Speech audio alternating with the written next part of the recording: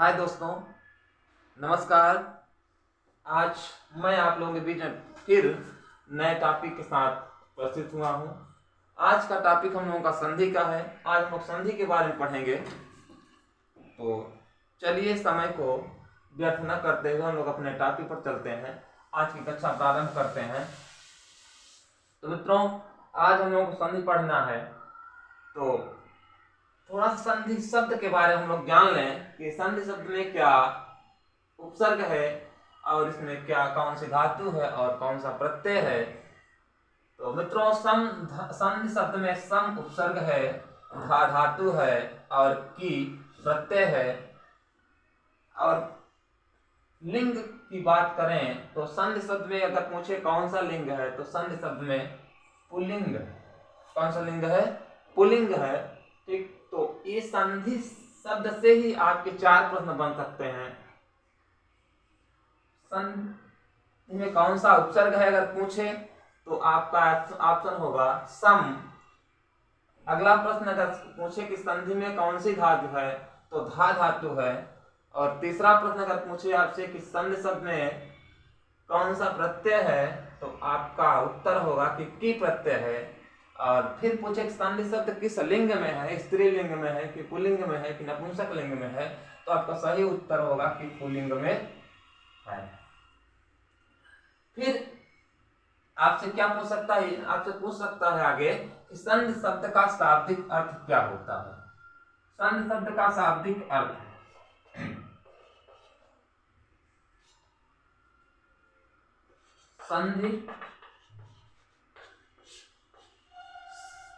संधि शब्द का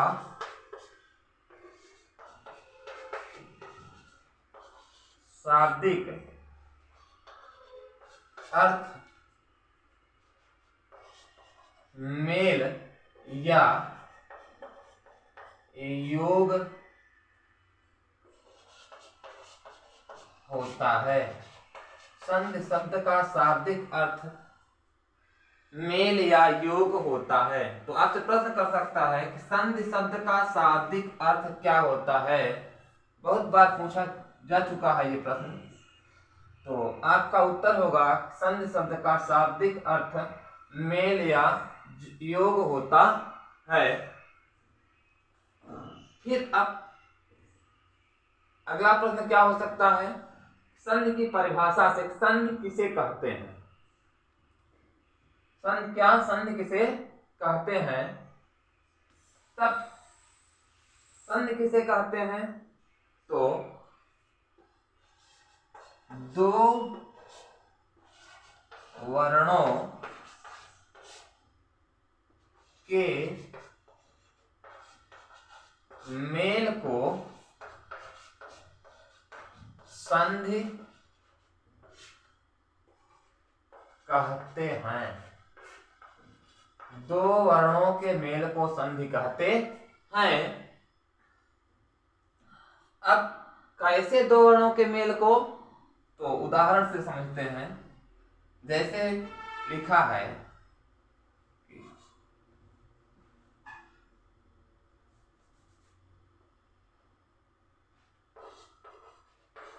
हिम धन आलय। क्या लिखा है? आलय, हिम धन आलय। अब देखिए, इस यहां माप में आ है और यहां आलय में आ है, बीच में प्लस का चिन्ह है। अब ये आ और ये आ जब दोनों आपस में मिलेंगे, एक वर्ण ये हुआ और एक वर्ण ये हुआ, एक वर्ण आ हुआ एक वर्ण आ हुआ। अब ये जब दोनों वर्ण आपस में मिलेंगे तो जो हम लोगों को ये आ प्राप्त हो रहा है यही संधि हुआ। क्या हुआ? ये जो हम लोगों को आ की प्राप्ति हुई यही हमारा संधि कहलाएगा। परिभाषा भी यही हम लोग पढ़े हैं, दो वर्णों के मेल को संधि कहते हैं। तो यहाँ दो वर्ण हैं, अ है और आ है।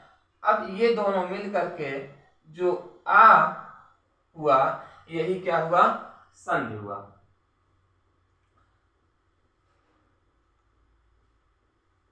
फिर इसके बाद बात आती है कि संधि विच्छेद। संधि के बाद संधि विच्छेद आता है। संधि के बाद संधि विच्छेद आता है। तो संधि विच्छेद क्या है? तो संधि विच्छेद भी समझ लें कि जैसे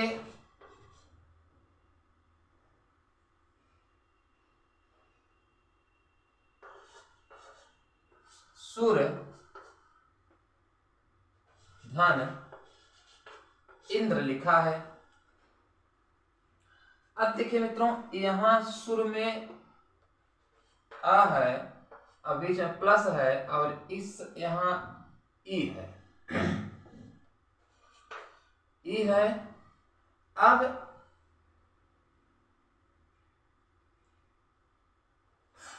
जब इसको हम मिलाएंगे तो क्या होगा? अ और ई मिलकर के ई हो ए हो जाएगा। ठीक, तो पहले आप लोग हम लिख देते हैं संधि की परिभाषा, संधि विच्छेद की परिभाषा। तो संधियुक्त वर्णों को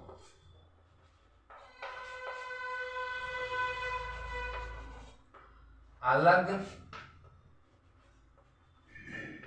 अलग अलग करना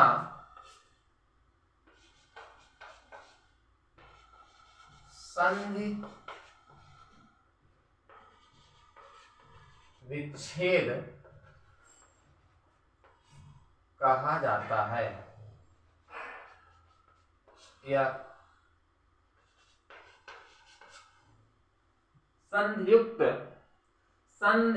वर्णों को अलग अलग करना संधि विच्छेद कहा जाता है। अब देखिए ये जो है, ये जो ए है, ये संधियुक्त वर्ण है। ये क्या है? ये क्या है? ये संधियुक्त वर्ण है। अब ये जो संधियुक्त वर्ण है, अब जब इसी संधियुक्त वर्ण को हम अलग अलग करेंगे, यही हमारी संधि विच्छेद होगा। ये जो है ये संधियुक्त वर्ण है, और जब इस संधियुक्त वर्ण को हम जब अलग करेंगे तो यही निकल के आएगा। क्या निकल के आएगा? कि आ प्लस ई बराबर ए। ठीक, इसको जब अलग की, जब ए संधियुक्त वर्ण को जब हम अलग किए तो निकल के आ और ई, यही आ और ई यही संधि विच्छेद है। हो सकता है कि संधियुक्त वर्णों को अलग अलग करने की विधि को क्या कहते हैं, तब आपका उत्तर होगा कि संधियुक्त वर्णों को अलग अलग करने की विधि को संधि विच्छेद कहते हैं।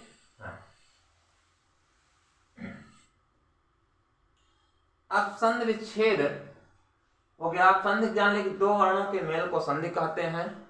जहां पर दो वर्ण आपस में मिले और किसी तीसरे वर्ण को उत्पन्न कर दें अर्थात तीसरे वर्ण का को जन्म दे दें, तो उसे ही हम संधि कहेंगे। और संधियुक्त वर्णों को अलग अलग करने की विधि को संधि विच्छेद कहते हैं। अब संधि के भेद की चर्चा करते हैं। संधि के भेद, तो संधि के भेद दोस्तों मुख्यतः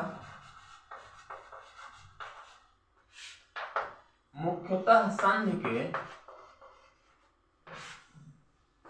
3 भेद होते हैं।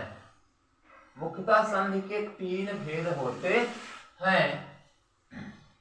पहला है स्वर संधि, दूसरा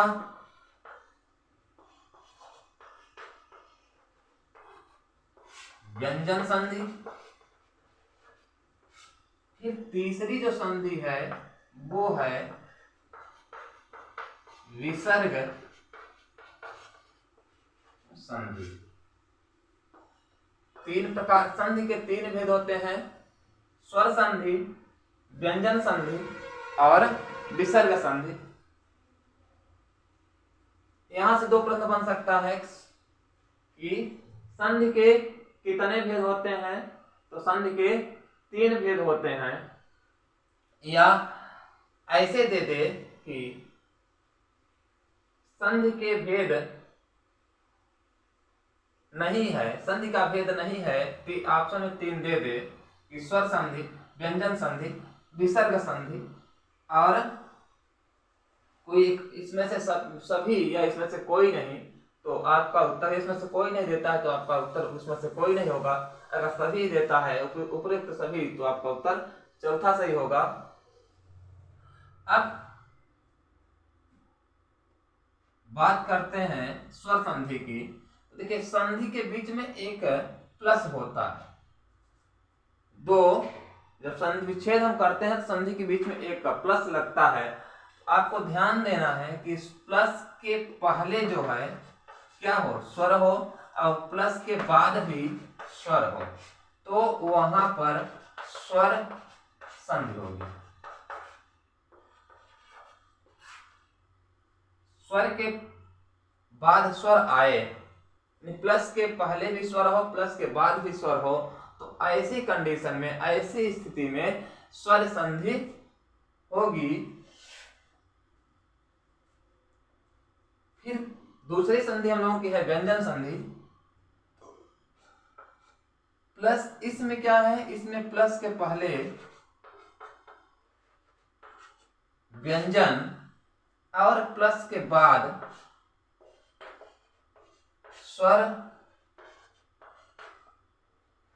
अथवा व्यंजन, स्वर भी आ सकता है, व्यंजन भी आ सकता है, तब कौन संधि होगी, तब व्यंजन संधि होगी। यानी प्लस के पहले व्यंजन हो और प्लस के बाद स्वर अथवा व्यंजन कुछ भी हो, तो ऐसी स्थिति में व्यंजन संधि होगी। फिर तीसरी संधि है विसर्ग संधि। तो इसमें क्या है मित्रों, प्लस के पहले विसर्ग हो, प्लस के पहले विसर्ग हो और प्लस के बाद स्वर अथवा व्यंजन हो, तो क्या होगा, तो विसर्ग संधि हो जाएगी।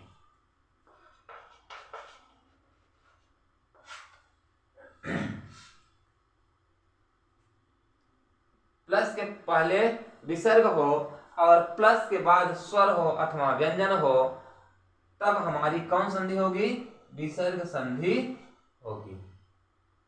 ठीक है मित्रों, एक बार फिर से देख लीजिए परिभाषा को। स्वर संधि अर्थात स्वर के बाद जब स्वर का मेल होता है, अर्थात स्वर के बाद जब स्वर आए तब स्वर संधि होती है, और जब व्यंजन के बाद स्वर अथवा व्यंजन आए तो ऐसी स्थिति में व्यंजन संधि होती है, और विसर्ग के बाद जब स्वर अथवा व्यंजन आए तो ऐसी स्थिति में विसर्ग संधि होती है। आपको बस ध्यान ये देना है मित्रों कि ये जो प्लस है, क्या है, प्लस है, इस प्लस के पहले अगर स्वर है तो स्वर संधि होगी, प्लस के पहले व्यंजन है तो व्यंजन होगी, और प्लस के बाद विसर्ग है तो विसर्ग संधि होगी।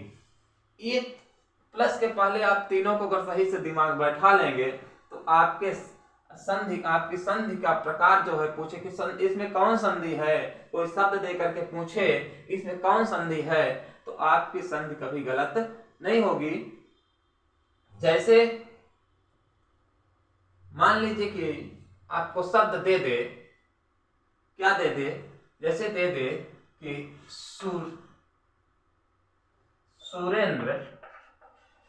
सुरेंद्र दे दिया। अब आपसे पूछे कि सुरेंद्र में कौन सी संधि है, स्वर संधि है कि व्यंजन संधि है कि विसर्ग संधि है, तब आप क्या करेंगे, पहले इसका संधि विच्छेद कर लेंगे। संधि विच्छेद करेंगे तो इसका संधि विच्छेद होगा सुर धन इंद्र। सुर धन इंद्र। अब देखिए यहां क्या है, र है, र में अ है, अर्थात यहाँ स्वर है। अगर यहाँ र लगा होता तो यहाँ स्वर न होता, यहाँ सॉरी यहाँ हलंत लगा होता तो यहाँ स्वर न होता, यहाँ हलंत लगा नहीं इसलिए यहाँ स्वर है। तो देखिए प्लस है, प्लस के बाद क्या है, स्वर है, अब प्लस के बाद भी स्वर है, तब अर्थात यहाँ जो है स्वर संधि हुई। दूसरा देखते हैं एक उदाहरण, जैसे मान लीजिए दिया है वाक धन ईशा, वाक धन ईशा। अब देखिए मित्रों यहाँ इस वाक में, इस का में हलंत है, अर्थात यहाँ स्वर नहीं है, यहाँ से स्वर निकल गया है, अर्थात यहाँ व्यंजन बचा है। और बाद में स्वर है तो बाद का मतलब है हमको पहले देखना है कि पहले क्या है, पहले स्वर है कि व्यंजन है। तो यहाँ पहले व्यंजन है तो अर्थात इस वाले पद में क्या हुआ, व्यंजन संधि हुई। एक उदाहरण और देखते हैं, जैसे है मान लीजिए लिखा है कि रामः गच्छति, रामः गच्छति। अब देखिए ये प्लस है, प्लस के पहले विसर्ग है, बाद में क्या है उससे मतलब नहीं है, लेकिन प्लस के पहले विसर्ग है तो यहाँ कौन सी होगी, विसर्ग संधि होगी।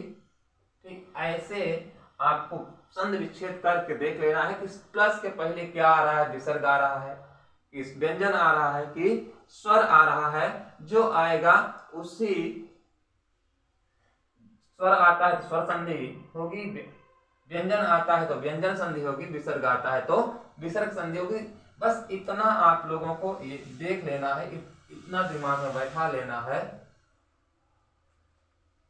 ये चलिए मित्रों हम लोग चलते हैं अब संधि के प्रकार। हम लोग जान लिए संधि 3 प्रकार की होती है, ये भी जान लिए कहाँ स्वर संधि होती है, कहाँ व्यंजन होती है और कहाँ विसर्ग होती है।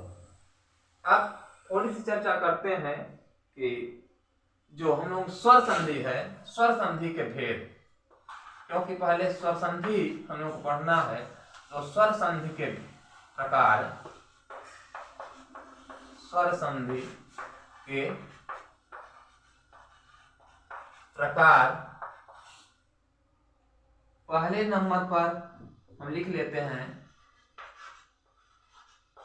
दीर्घ संधि, दूसरे नंबर पर लिख लेते हैं गुण संधि, तीसरे नंबर पर लिख लेते हैं वृद्ध संधि, और चौथे नंबर पर हो जाएगी यण संधि, पांचवें नंबर पर अयाद संधि, छठवें नंबर पर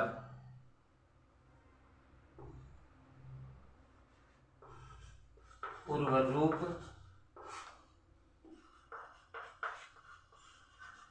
संधि, और 7वें नंबर पर पर रूप संधि। ये 7 प्रकार हम आपके सामने मित्रों स्वर संधि के लिख दिए। 7 प्रकार हम आपके सामने स्वर संधि के लिख दिए। पहला दीर्घ संधि, दूसरा गुण संधि, तीसरा यण संधि, तीसरा वृद्ध संधि, चौथा यण संधि, पांचवा अयाद संधि, छठवां पूर्व रूप संधि और 7वां पर रूप संधि। अब इन संधियों के सूत्र भी होते हैं मित्रों। तो दीर्घ संधि का सूत्र है अकः सवर्णे दीर्घः।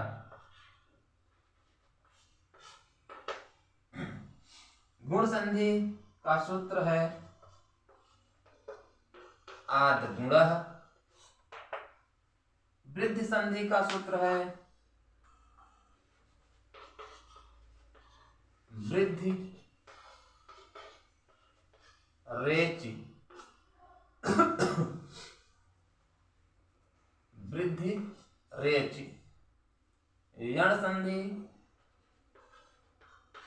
इको यणचि। अयाद संधि एचो अयवा यावः। एचो अयवा यावः। फिर पूर्व रूप संधि है। पूर्व रूप संधि पूर्व रूप संधि का सूत्र है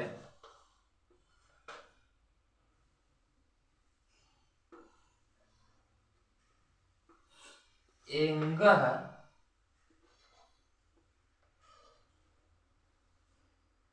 पदात् एंगः पदान्तादति। पूर्व रूप एंगः पदान्तादति पूर्व रूप। और पर रूप का सूत्र है, पर रूप संधि का सूत्र है मित्रों एंगी एंगी पर रूपम। एंगी पर रूपम।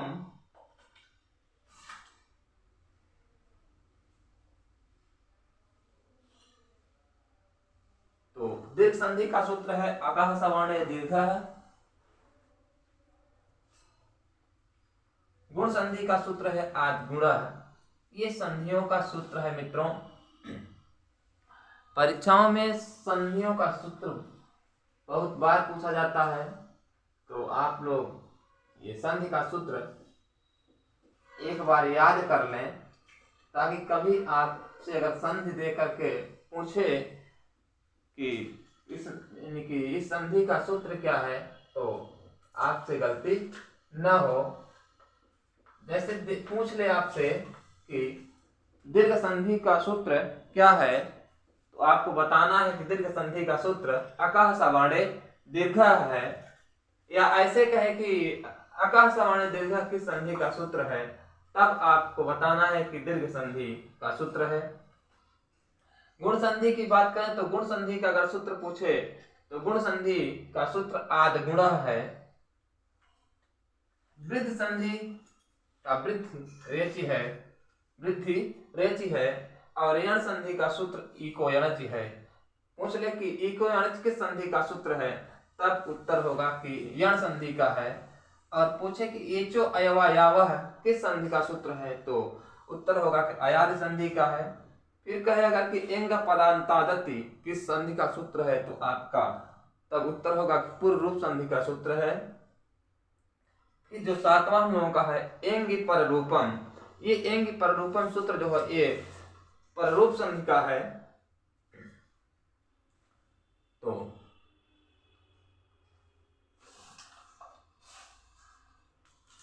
चलिए अकः सवर्णे दीर्घः आद गुणः वृद्धि रेचि इको यणचि एचो अयवा यावः एंगी पदान्तादति पूर्व रूपम। एंग पदान्तादति पूर्व रूपम। फिर एंगी पर रूपम। पर रूप संधि का सूत्र एंगी पर रूपम और पूर्व रूप का संधि का सूत्र एंगः पदान्तादत्। बस इतना आप लोगों को ये सूत्र याद कर लेना है। आज की कक्षा में इमालिक आप लोगों का होमवर्क है कि आप लोग 7 संधियों का सूत्र याद कर लें। फिर अगली कक्षा में मैं आप लोगों से स्वर संधि के भेद दीर्घ संधि के साथ मिलूंगा। तो आज के लिए मित्रों बस इतना ही। अब आपको ये हमारी वीडियो कैसी लगी आप इसको कमेंट बॉक्स में बताइएगा।